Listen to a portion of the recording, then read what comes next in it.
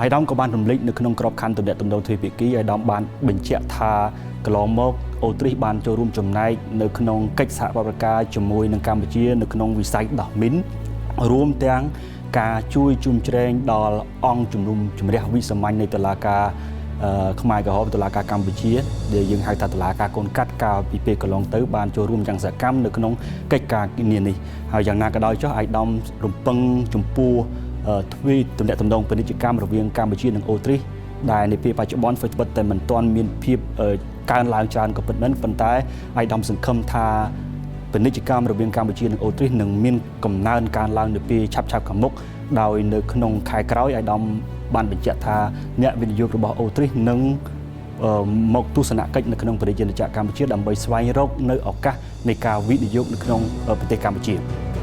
ជាការឆ្លើយតបសម្ដេចនាយកបានសម្ដែងនៅក្តីអរគុណចំពោះទូតអូទ្រីសដែលបានចូលរួមចំណែកនៅក្នុងវិស័យដោះមីននៅក្នុងការជួយជ្រោមជ្រែងដល់តុលាការខ្មែរក្រហមកម្ពុជានៅពេលកន្លងមករួមទាំងកិច្ចសហប្រតិបត្តិការមួយចំនួនទៀតដែលកម្ពុជានិងអូទ្រីសបានធ្វើជាមួយគ្នាដែលជួបបានឯកភាពចំពោះការលើកឡើងរបស់ឯកឧត្តមអគ្គរដ្ឋទូតដែលធ្វើយ៉ាងណាជំរុញឲ្យវិស័យពាណិជ្ជកម្មសេដ្ឋកិច្ចរវាងកម្ពុជានិងអូទ្រីសឲ្យកាន់តែរីកចម្រើនសម្ដេចជួក៏ចង់ឃើញនៅកិច្ចសហប្រតិបត្តិការនយោបាយបន្ថែមទៀតរវាងប្រទេសទាំងពីរនៅក្នុងក្របខ័ណ្ឌនយោបាយជាពិសេសនៅក្នុងក្របខ័ណ្ឌក្រសួងការបរទេសរវាងកម្ពុជានិងអូទ្រីសពិភាក្សាគ្នាជាប្រចាំ